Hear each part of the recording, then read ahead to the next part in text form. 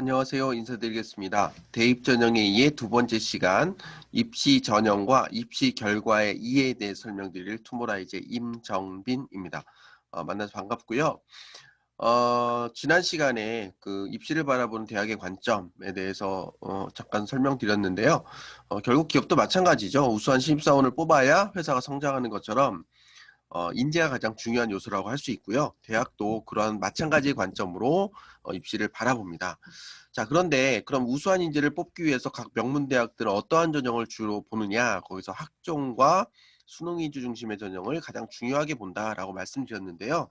과연 학종이 뭐고 그러면 수능 위주 전형이 뭐냐? 그리고 그 나머지 전형도 있는데 그건 뭐냐? 그 부분이 어떻게 보면 오늘 교육의 핵심이 될 텐데요. 그 내용에 대해서 설명을 드려보도록 하겠습니다.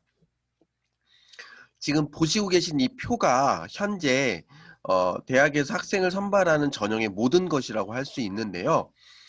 크게 보면 수시와 정시로 입시는 구분이 됩니다. 수시는 보통 9월 달에 원서를 내고요. 정시는 12월 말에 원서를 내는데 두 전형의 가장 큰 기준이 갈림길이 되는 것은 정시는 수능 시험을 본 이후에 수능 성적표를 받고 원서를 내는 것을 정시라 하고요. 수능 성적이 없는 상태에서 원서를 내는 것이 수시라고 이해하시면 됩니다. 그런데 조금 더 오늘은 모든 생각을 하나에 좀 포커싱 맞췄으면 좋겠는데요. 각 전형의 합격을 결정하는 핵심 요소가 무엇이냐, 그 부분이 오늘 제가 설명드릴 내용의 핵심 포인트거든요. 그래서 그 관점으로 한번 설명을 들어주시면 좋을 것 같고요. 그래서 정시는 수능 성적표를 받고 난 이후에 원서를 내기 때문에 정시는 수능 성적이 합격을 결정하는 핵심 요소입니다. 그래서 대학에 따라서 수능 성적 말고 내신 또는 출결, 봉사활동들을 평가에 반영하는 학교도 있으나 그런 플러스 알파 요소는 거의 합격에 영향을 주지 않고요. 합격에 영향을 주는 핵심 요소는 수능 성적이다. 이렇게 이해하시면 될 것 같아요. 반면에 수시는 수능 성적표가 없는 상태에서 원서를 내는 전형이기 때문에 수능 성적은 수시에서는 자격 조건으로만 쓰이지 합격을 결정하지는 않는다. 이게 무슨 얘기냐? 보통 우리 아이들이 수능을 보면 5과목을 봐요. 5과목 핵심 과목입니다. 국, 영수, 그리고 탐구 2과목 해서 5과목을 보는데 국영수는 100점 만점이고요. 탐구는 50점 만점, 50점 만점이에요. 보통 그래서 대학에서는 국, 영수, 탐 4과목 400점 만점 뭐 이렇게 이해하시는 게 편하고요. 그래서 서울에 있는 상위권 대학을 가려면 최소한 국, 수, 영, 탐 4과목 중에 2과목의 등급의 합이 4등급 이상은 돼야 됩니다. 이게 무슨 얘기냐? 제가 국어 당연히 1등급이 좋은 거고 9등급이 안 좋은 겁니다. 국어 2등급, 영어 2등급이면 2등급 합 4등급이 되잖아요. 그러면 우리 대학에 원서 낼 자격이 있어요. 이런 거고요. 그런데 제가 국어는 2등급인데 나머지 3과목 모두 3등급이에요. 그럼 어떻게 조합해도 2합 4가 안 나오잖아요. 그러면 수능 최저 기준을 충족하지 못해서 원서 낼 자격 자체가 없는 겁니다. 자, 그런데 누가 저 수능 만점인데요? 이렇게 얘기하는 거예요. 하지만 수시에서는 수능이 합격을 결정하지 않기 때문에 수능이 만점이라도 자격 조건 충족으로 만족해야 되는 거예요. 따라서 수시에서 수능은 지원 자격을 결정하는 자격 조건으로 활용되지만 합격을 결정하는 합격 요소는 활용이 안 됩니다. 그럼 뭐가 합격을 결정하느냐? 전형마다 다 달라요. 그 중에 여러분이 학생부 교과 전형을 이해하시는 게 매우 중요한데요. 학생부 교과 전형은 합격 조건이 내신 성적입니다. 그런데 이 내신이라고 하는 게 사실 학교마다 다 다르잖아요. 그리고 어떤 애는 일반고, 어떤 애는 국제고, 어떤 애는 과학고, 어떤 애는 영재고를 다니면 이 내신을 어떻게 비교하는 게 좀 어렵잖아요. 그래서 학생부 교과 전형을 쓰는 대학은 이 내신을 공식을 활용해서 하나의 성적으로 환산을 합니다. 이게 가장 중요한 요소고요. 자, 그럼 예를 들어 볼게요. 각 대학마다 학생부 교과로 이 학생이 어떤 고등학교를 졸업했든지 우리가 만든 공식에 너의 성적을 집어넣어서 하나의 점수로 환산시키고 이 점수를 줄 세워서 10명 뽑으면 상위 10명만 합격시킨다. 이게 학생부 교과 전형의 핵심 로직이에요. 그러면 저는 저기 강원도 산골짜기에 전교생 50명밖에 없는 고구려 고등학교의 전교 1등이고요. 제 옆에 있는 이 친구는요. 중학교 때 전교 1등만 모여있는, 예를 들면 한국고등학교의 5등급이에요. 보통 1등급에서 9등급 딱 중간이 5등급이거든요. 자, 그러면 여러분이 고려대학교 입학사정관이면 전교생 50명밖에 없는 고구려 고등학교에 1등 뽑고 싶으세요? 아니면 중학교 때 전교 1등만 모여있는 한국고등학교 5등급 뽑고 싶으세요? 당연히 한국고등학교에 5등급 뽑고 싶으신 거죠. 왜요? 이 아이 전국에 있는 중학교 전교 1등 모아놓은 학교에서 중간이니까요. 그런데 학생부 교과 관점으로 보면, 자, 고구려 고등학교 전교 1등, 3년 내내 전교 1등, 단 한 번도 놓치지 않는 전교 1등. 자, 고려대 공식이 아무리 복잡해도 모든 변수에 숫자가 1만 계속 들어가면 결국 환산 점수가 몇 등급 나와요? 1등급 나오죠. 자, 고려대 내신 환산 공식 아무리 복잡해도 모든 변수에 555 들어가요. 그럼 몇 등급 나와요? 5등급 나와요. 자, 그러면 내신에서 1등급이 이겨요? 5등급이 이겨요? 높은 성적이 이긴다 그랬잖아요. 1등급이 무조건 이기죠. 그러면 그 대학이 가끔 면접이 있다면 1등급이 면접 가 있어요? 5등급이 가 있어요? 당연히 1등급만 면접 가 있겠죠. 그래서 이 학생이 수능 최저라는 자격 조건을 충족했다면 무조건 합격은 1등급이 하는 겁니다. 자, 그런데 고려대 교수는 고구려고등학교 1등급 뽑고 싶었어요? 아니면 한국고등학교 5등급 뽑고 싶었어요? 5등급. 그런데 합격은 1등급이었어요? 5등급이었어요? 1등급. 그럼 대학은 누가 다녀요? 1등급. 그래서 서울에 있는 상위권 대학은 학생부 교과 전형을 별로 좋아하지 않는다는 겁니다.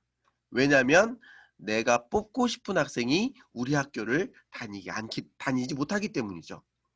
그래서 서울에 있는 상위권 대학은 학생부 교과 전형보다는 학생부 종합 전형을 더 선호합니다. 왜요?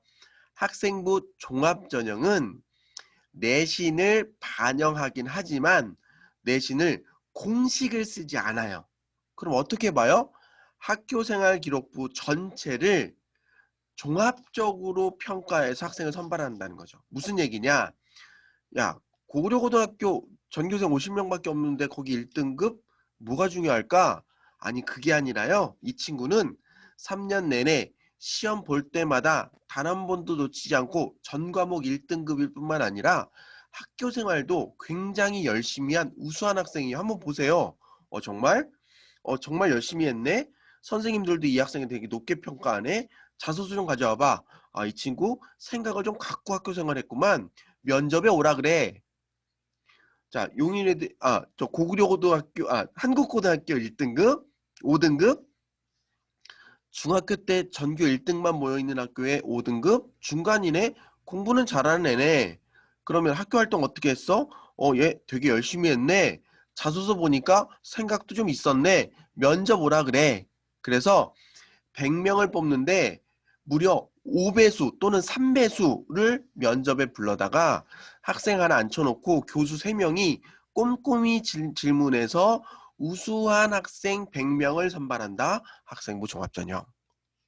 따라서 학생부 종합전형은 학생이 갖고 있는 모든 면을 종합적으로 평가해서 학생을 선발하기 때문에 대학에서 가장 좋아할 수밖에 없고요. 특히 서울에 있는 상위권 대학은 학생부 종합전형으로 가장 많은 학생을 뽑을 뿐만 아니라 수시 안에서는 절대적으로 많은 학생을 선발하고 있습니다. 그런데 학생부 종합전형이 갖고 있는 가장 치명적인 단점은 대학 입장에서 돈과 시간이 엄청나게 많이 들어요. 왜냐면 100명만 뽑으면 되는데 500 뭐 1000명, 2000명의 원서가 들어오고 그중에 3배수, 5배수를 면접을 봐야 되기 때문에 시간도 부족하고 비용도 많이 들어갑니다. 그래서 서울대처럼 정부에서 많은 돈을 지원하는 대학 이외의 대학은 학생부 종합전형으로 많은 학생을 선발할 수가 없어요. 그래서 대안으로 활용하는 전형이 논술위주 전형입니다. 자, 논술위주 전형은 내신 100점 만점에 100점, 논술 100점 만점에 100점, 200점으로 뽑아요. 예를 드는 거예요. 자, 그럼 내신이 100점 만점인데 내신도 교과랑 비슷하게 공식을 활용해요. 그런데 학생부 교과 공식과 논술 공식 서로 달라요. 예를 들어 볼게요. 저 고구려 고등학교 전교 1등, 3년 내내 전교 1등, 단 한 번도 놓치지 않은 전교 1등. 전국에 저보다 내신이 좋은 애가 없죠. 그럼 내신 100점 만점에 몇 점? 100점. 자, 한국고등학교 5등급, 3년 내내 5등급, 1등급에서 9등급 딱 중간 5등급. 자, 그럼 얘는 100점 만점 몇 점이어야 돼요? 50점. 이게 상식이죠. 그런데 대학 입시 요강을 딱 까보면 올 1등급 100점 만점 100점, 올 2등급 100점 만점에 99.8점, 올 3등급 100점 만점에 99.5점, 올 4등급 100점 만점에 99.2점, 올 5등급 99점, 올 6등급 야 아무리 한국고등학교라도 6등급은 하위 40% 이하잖아. 에이 95점, 7등급 오지마 85점 이렇게 떨어져요. 자, 제가 논술 시험 보러 갔어요. 선생님이 찍어준 문제 나왔어요. 평상시 관심이 있었던 주제라 완벽하게 쓰고 나온 것 같아요. 몇 점? 퍼펙트 100점. 자, 그 대학이 인문 논술에 영어 지문이 안 나오는 대학인데 갑자기 영어 지문이 나왔어요. 급하게 해석하다 그만 잠이 들고 말았어요. 그냥 백지로 내고 왔어요. 몇 점? 빵점. 자, 그러면 논술 위주 전형은 내신으로 뽑는 전형이에요? 논술로 뽑는 전형이에요? 예, 논술로. 왜? 논술은 대학이 직접 문제를 출제하고 문제에 나와 있는 여러 가지 어떤 자료들을 근거로 해서 정답을 추론하는 과정까지, 즉 과정에서 고차원적 사고력을 평가할 수 있는 시험이기 때문에 우수한 학생의 역량을 평가하기에 내신보다 더 변별력이 있다고 판단하는 거죠. 그래서 서울에 있는 상위권 대학은 교과 전형보다는 논술 전형을 조금 더 선호합니다. 그런데 그것이 정부에서 논술 전형은 사교육을 유발하는 전형이라고 해서 2024년도 4학년 입시에서 폐지하기로 방향을 정했거든요. 그래서 논술 전형은 대학에서는 중요하다고 생각하지만 정부 정책상 점점 줄어가는 전형이다. 이렇게 이해하시면 될 것 같고요. 자, 특기자 전형. 무슨 특기자 생각나세요? 예, 예체능 생각나시죠? 제가 만약에 고구려 고등학교 달리기 1등이에요. 특기자일까요? 아니죠. 제가 그러면 뭐 속초에서 달리기 1등이에요. 특기자일까요? 글쎄 잘 모르겠죠. 전국체전 나가 3등 했어요. 특기자인가요? 그렇죠. 그래서 특기자 전형은 전국 단위 스펙이 반드시 필요하고요. 그 특기자 전형의 요즘의 이름은 실기 위주 전형입니다. 참조하시면 좋겠고요. 현재 올 고3까지는 적성고사 전형이라는 게 있었는데 그게 내년부터 폐지가 돼요. 그래서 그 부분 이해하시면 좋을 것 같아서 지금 이 강의를 듣고 계신 여러분들은 요 네 가지 수시 전형을 집중적으로 이해하시면 될 것 같습니다. 자, 전반적으로 이해되셨죠? 자, 그런데 중요한 건 뭐냐면 우리 아이의 입장에서 대학을 지원할 때 어떤 전형을 지원해야 할 것이냐를 고민한다는 거예요. 그런데 우리 아이의 경쟁자는 현역만 있는 게 아니죠. 재수생, 삼수생, N수생들이 있다는 거예요. 그럼 여러분이 N수생의 관점이 돼볼게요. 제가 작년에 수시 6장 써봤고요. 정시 3장 썼는데 다 떨어졌어요. 그래서 제가 원하는 대학을 가기 위해서 올해 열심히 공부했어요. 그럼 올해 제가 열심히 공부하면 제 내신이 변할까요? 변하지 않죠. 저의 학교 생활 기록부가 변할까요? 변하지 않죠. 그러면 저는 올해 열심히 준비한 것은 어떤 전형을 위해서 노력한 걸까요? 그렇죠. 수능 시험을 위해서 열심히 준비한 거죠. 그러니까 재수생들은 정시, 즉 수능 위주 전형에 집중할 수밖에 없습니다.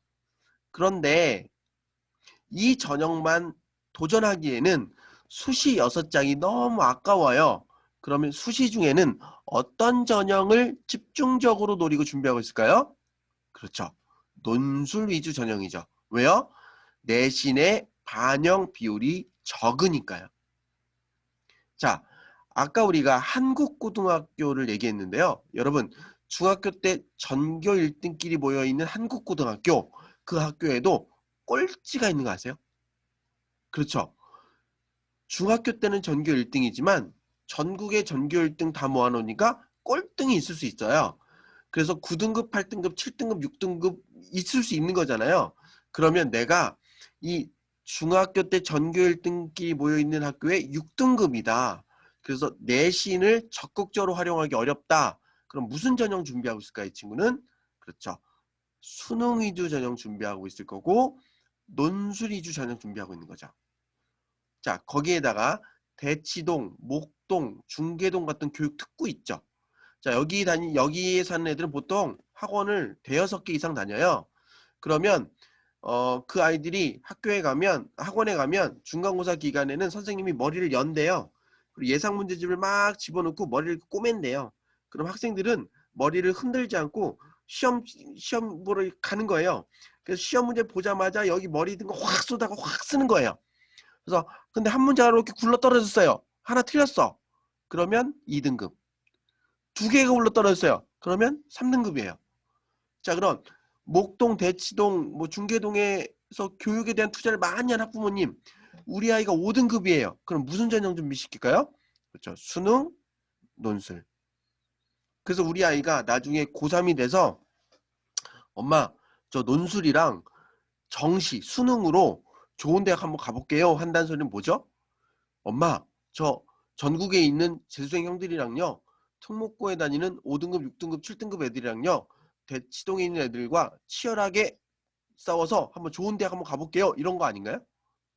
네, 그래서 논술 위주 전형과 수능 위주 전형은 경쟁 상대 자체가 다르다.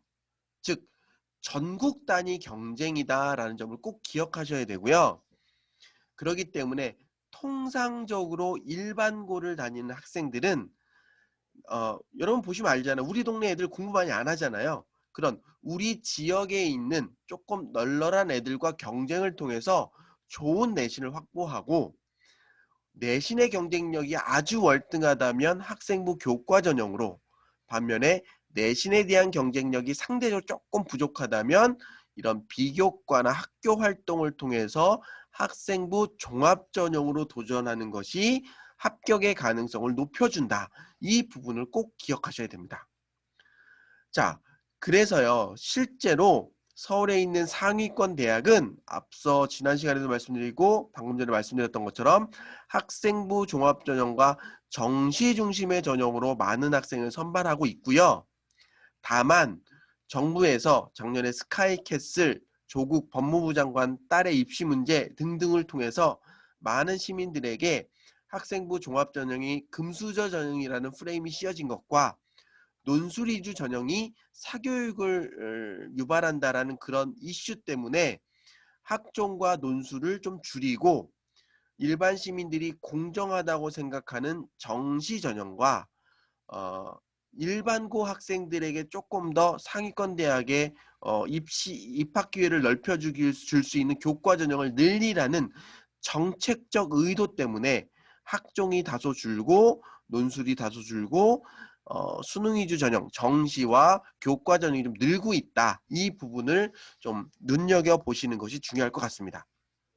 다만 그럼에도 불구하고 수시 9월 달에 원서 쓰는 수시만 딱 놓고 보면 여전히 서울에 있는 상위권 대학 학종을 굉장히 좋아하고 정시에 대한 전형도 점점점 늘어가고 있다. 이 학종과 정시 두 전형이 중요하다라는 큰 방향성은 변함이 없다. 이 부분 꼭 기억해 주셔야 되고요.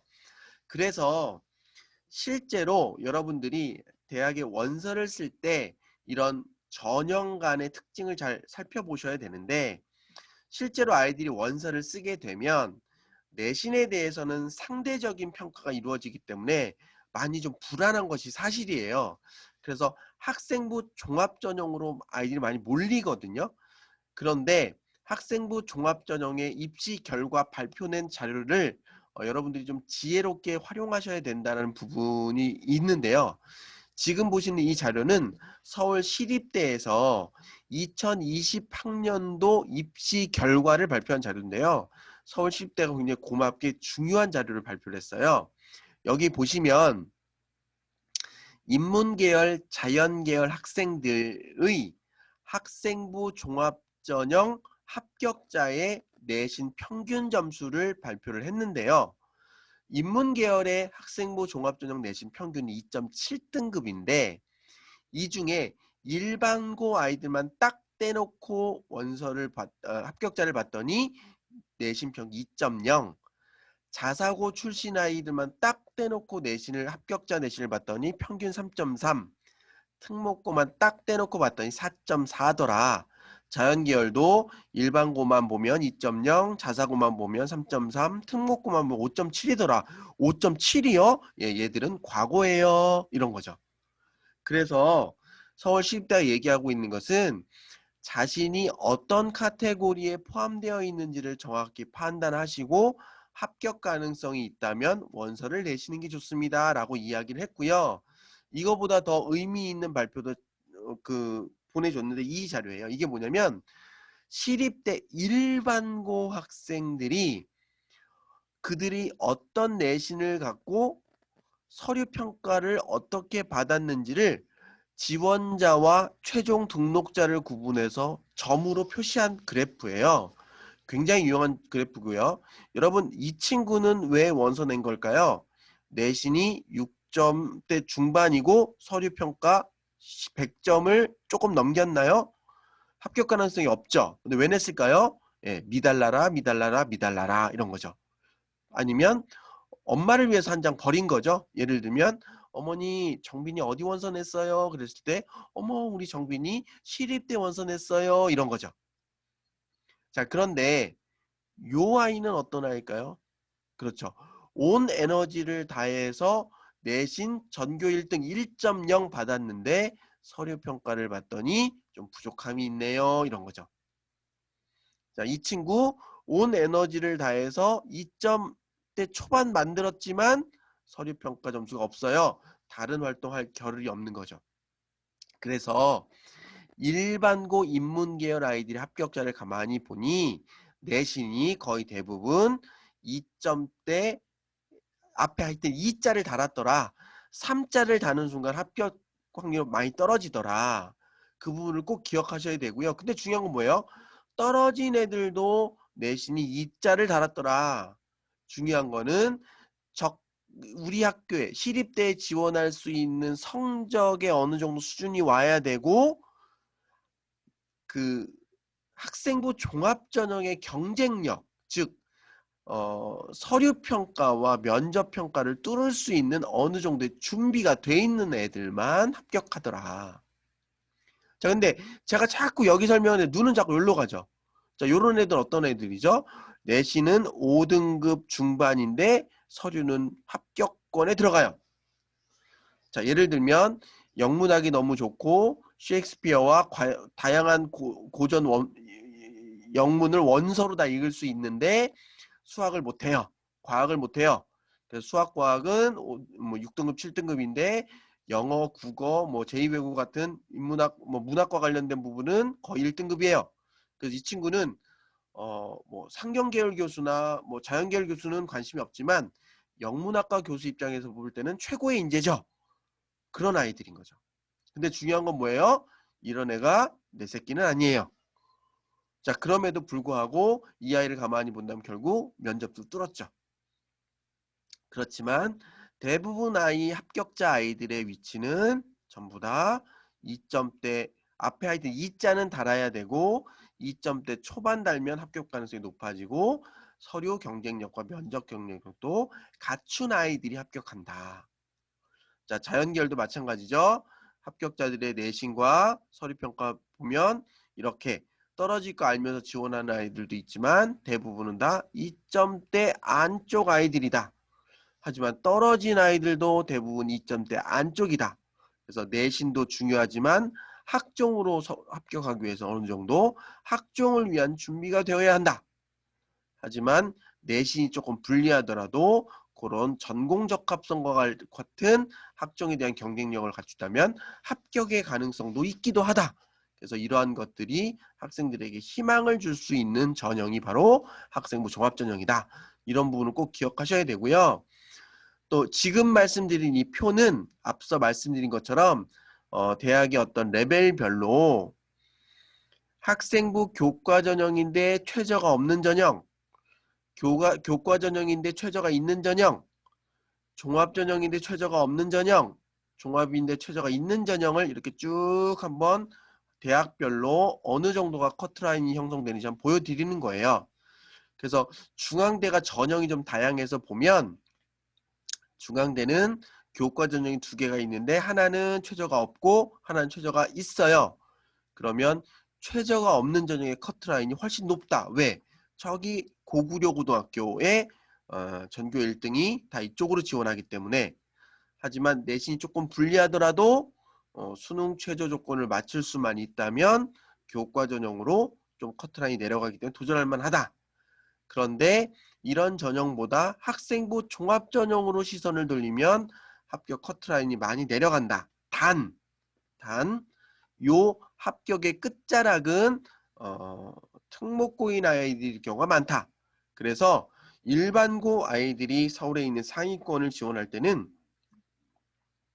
교과 전형과 합격선이 그렇게 크게 차이가 나진 않는다. 그 부분 좀 기억하셔야 되고, 다만 약간 불리한 내신이더라도 비교과 활동이나 면접 경쟁력 등을 통해서 학생부 종합전형을 지원할 때 가능성이 높아진다. 이런 부분을 꼭 기억하셔야 되고요.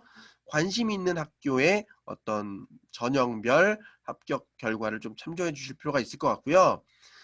상대적으로 이렇게 보시면 이렇게 중경외시 건동홍숙의 커트라인이 많이 낮고 오히려 그 아래가 높잖아요. 이런 이유는 여기까지는 특목고 아이들이 붙으면 가는데 여기는 특목고 아이들이 붙어서 안 가는 대학이 재수를 선택할 가능성이 높잖아요. 그래서 그런 부분이 커트라인에 영향을 줬다라고 보시면 될 것 같고요. 보통 일반고만 기준으로 본다면 합격 가능성이 교과 전형보다 약간 낮은 정도가 종합의 합격선이 결정된다. 이런 부분을 참조해 주시면 좋을 것 같고요. 혹시 의대나 뭐 수의대, 뭐 한의대 이런 쪽을 생각하신다면 쉽게 얘기하면 거의 극상위권, 내신 극상위권의 수능 최저 기준도 엄청나게 높다. 그런 점 좀 참조해 주실 필요가 있고요.